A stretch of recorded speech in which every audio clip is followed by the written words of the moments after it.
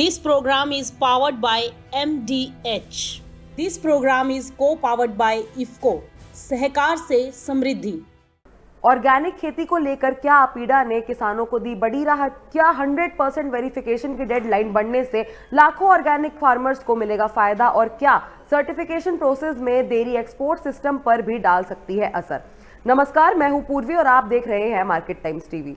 Organic farming sector से जुड़ी एक बड़ी खबर सामने आ रही है। एग्रीकल्चर और processed food products export development authority यानी अपीडा ने ऑर्गेनिक फार्मर्स के फिजिकल वेरिफिकेशन की डेडलाइन को एक बार फिर बढ़ा दिया है। अब 100% मैंडेटरी फिजिकल वेरिफिकेशन की लास्ट डेट 3 जुलाई तक कर दी गई है। ये एक्सटेंशन उन ऑर्गेनिक फार्मर्स और ग्रोअर ग्रुप्स के लिए दिया गया है जो अब तक वेरिफिकेशन प्रोसेस पूरा नहीं कर पाए हैं। खास बात यह है कि ये दूसरी बार है जब वेरिफिकेशन की डेडलाइन को एक्सटेंड किया गया है। वेरिफिकेशन प्रोसेस की शुरुआत 3 नवंबर 2025 से हुई थी और शुरुआत में इसके लिए सिर्फ 3 महीने का समय दिया गया था, लेकिन network issues, farmer record update करने में दिक्कत और कई राज्यों में फार्मर्स के टेम्पररी माइग्रेशन जैसे कारणों की वजह से प्रोसेस एक्सपेक्टेड स्पीड से कंप्लीट नहीं हो सका। अपीडा के मुताबिक स्टेक होल्डर्स और सर्टिफिकेशन एजेंसीज की तरफ से लगातार रिक्वेस्ट आ रही थी कि वेरिफिकेशन प्रोसेस को पूरा करने के लिए और समय दिया जाए।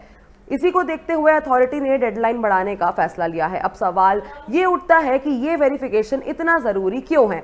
दरअसल ऑर्गेनिक फार्मिंग में सर्टिफिकेशन का बहुत बड़ा रोल होता है।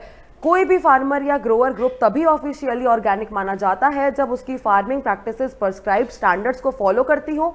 इसी सर्टिफिकेशन के बेसिस पर ऑर्गेनिक प्रोडक्ट्स को डोमेस्टिक और इंटरनेशनल मार्केट्स में बेचा जाता है।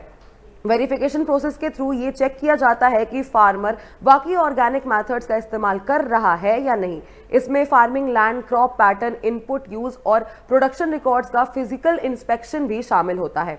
अपीडा ने साफ कहा है कि 3 जुलाई के बाद अनवेरिफाइड फार्मर्स के लिए ट्रेसनेट सिस्टम में ऑपरेशंस अलाउ नहीं किए जाएंगे, यानी जो फार्मर्स वेरिफिकेशन कंप्लीट नहीं कर पाएंगे उनके लिए यील्ड अपडेट करना, सोर्सिंग और सर्टिफिकेशन से जुड़ी कई एक्टिविटीज रुक सकती हैं।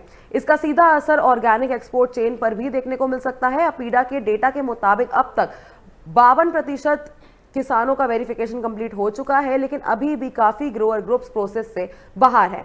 अथॉरिटी ने कहा है कि जिन ग्रुप्स में अभी तक 20% से कम फार्मर्स वेरीफाई हुए हैं उन्हें 3 जून तक का समय दिया गया है। 50% वेरिफिकेशन कंप्लीट करना होगा इतने समय में। अगर ऐसा नहीं होता है तो ट्रांजैक्शन सर्टिफिकेशन इशू नहीं किए जाएंगे, यानी एक्सपोर्ट प्रोसेस में डिले और सर्टिफिकेशन रिन्यूअल में दिक्कत आ सकती है। एक्सपर्ट्स का मानना है कि इंडिया के ऑर्गेनिक एक्सपोर्ट मार्केट तेजी से बढ़ रहा है और ऐसे में ट्रांसपेरेंसी और ट्रेसेबिलिटी मेंटेन करना बेहद जरूरी है। इंटरनेशनल बायर्स अब सर्टिफिकेशन स्टैंडर्ड्स को लेकर काफी स्ट्रिक्ट हो गए हैं। इसी वजह से अपीडा वेरिफिकेशन प्रोसेस को और मजबूत बनाना चाहता है। इंडिया में ऑर्गेनिक फार्मिंग का स्कोप लगातार बढ़ रहा है। हल्दी, basmati rice, spices, pulses, T और मेडिसिनल क्रॉप्स जैसे प्रोडक्ट्स की ग्लोबल डिमांड में तेजी देखने को मिल रही है।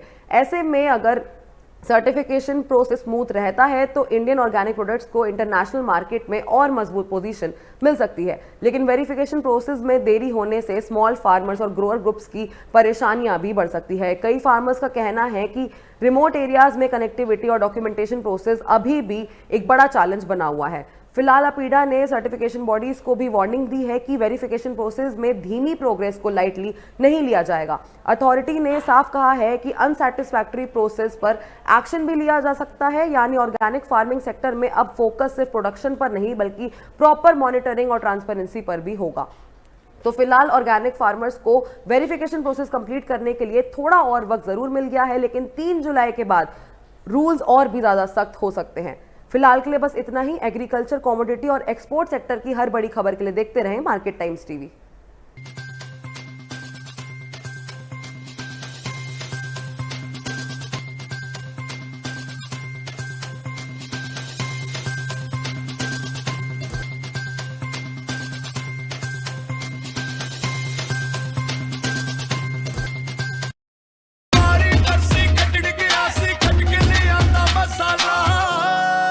मसाला ओए छोलिए दा या लोबिए दा, पंजाबी छोले दा या पिंडी चने दा। अब छोलिया हो या लोबिया, पंजाबी छोले या पिंडी चने, सब कुछ मजेदार बने।